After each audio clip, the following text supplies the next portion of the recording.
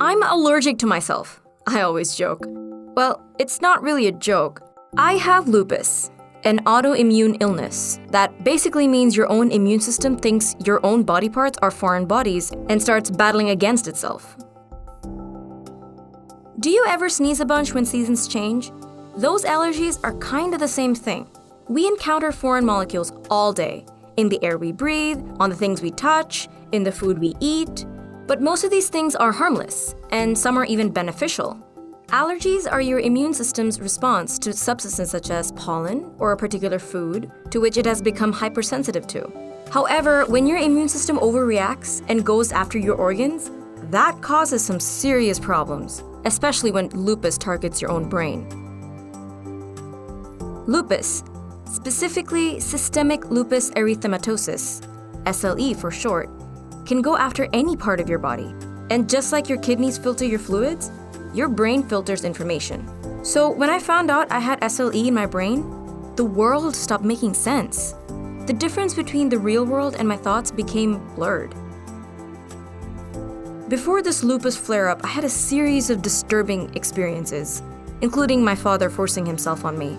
I was also diagnosed with what's called chilblains, which is a mild form of frostbite. Well, kind of like lupus, chilblains is when your immune system goes after your own veins and venules. At the start of SLE, I felt loads of anxiety. I thought my constipation was related to heart failure and appendicitis, so much that I begged my mom to take me to the emergency room. My doctor prescribed me with prednisone, which would decrease the inflammation in my body, but my mother refused, claiming it was poison. Instead, she changed my whole diet to gluten-free. My worries became chronic. I would panic whenever I walked next to someone with a sniffle or a cough, thinking I was going to get the flu. I held my breath every time I passed someone because I thought I would get sick. I researched every symptom I had and self-diagnosed myself with all kinds of illness based on a single minor symptom. I started seeing a therapist, and he recommended I meditate and pray. He talked to me about God and the universe, which might seem helpful, but was the opposite. Over the next several weeks, my episodes slowly escalated. I had thoughts like, how can we truly live in the present if everything I just did 1 second ago now is in the past? And if the future isn't real yet, then that means time is just in our heads and everything is eternal. I wrote it in my journal and no one knew anything because they weren't as close to God as I was. Every day I would feel bad, and because of SLE, my cognitive functioning went haywire. I saw ghosts and felt like I was floating out of my own body. I thought that because of this, I was becoming connected to the devil and losing my faith. I was conscious of this weirdness and I knew I needed help. Even my mom realized this was getting out of hand, and we went back to the hospital. Again, the doctors described me with prednisone, and mom let me take it this time. A typical dose is 10 milligrams, and I was given 1,000 milligrams. That caused an even crazier episode. While the doctors gave me the medicine, it felt like I was tormented by demons. I thought I was literally in hell. When I told my mom, she looked at me like I was crazy and said, "Honey, that's just the medicine." I couldn't sleep for the next week, which made my manic episodes even crazier. One day, I woke up. Well, just kind of woke up. I didn't really sleep that night, and I couldn't get out of bed. I couldn't even move. My hands were frozen and my brain was stuck. When I tried to go to school, I could barely walk in because with every step I took, my heart clenched up and I broke down. I went straight to the nurse and laid down until I was ready. I looked up at the ceiling and everything started turning green, like a lizard, so I thought I had just made a lizard appear on the ceiling. Eventually, the nurse asked, "Are you ready to go to class?" I got up and immediately felt better. Yes, I'm super ready. I felt great and all I needed was a little rest. But a few steps down the hall, I felt crazy again. That's exactly what I told the nurse. I feel like I'm going crazy, like for real. The nurse sat me in the wheelchair and called my mom to come pick me up. I kept telling the nurse, I feel like there's no future.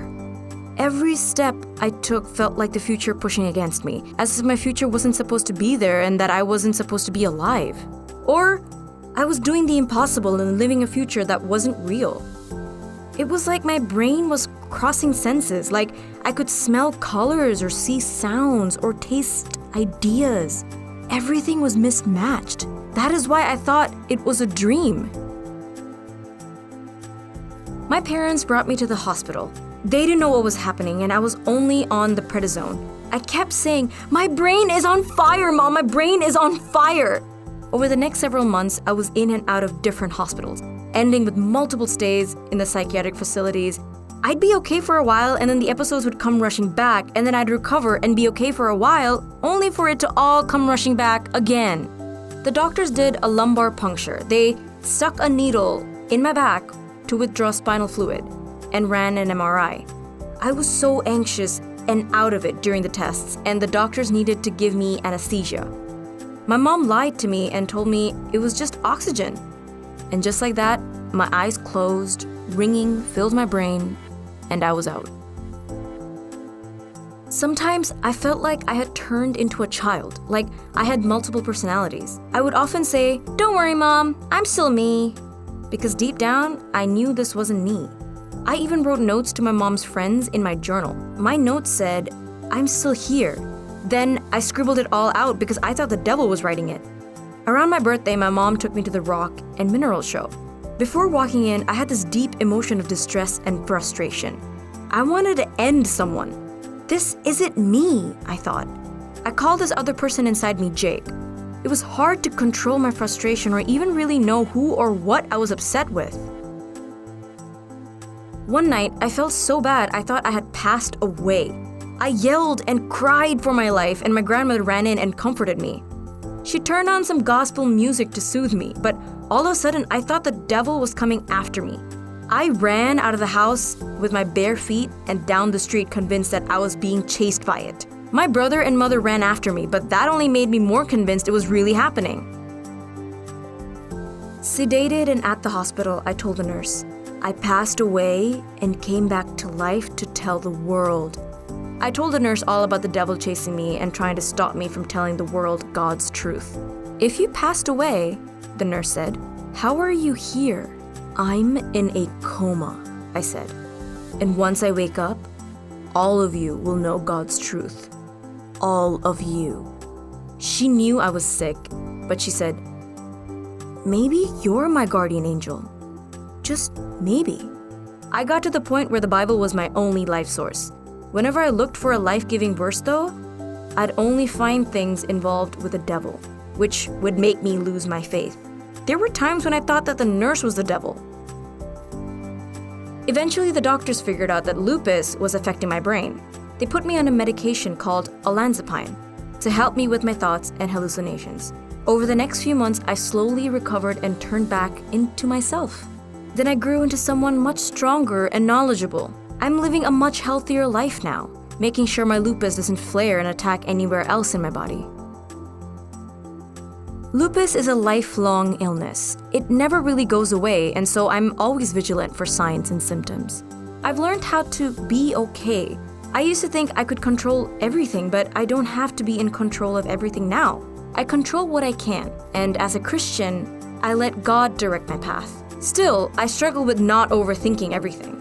I know that all emotions come at a price. Choosing to be happy is hard when you're in distress, but if you fight and realize that happiness is possible, it makes you stronger.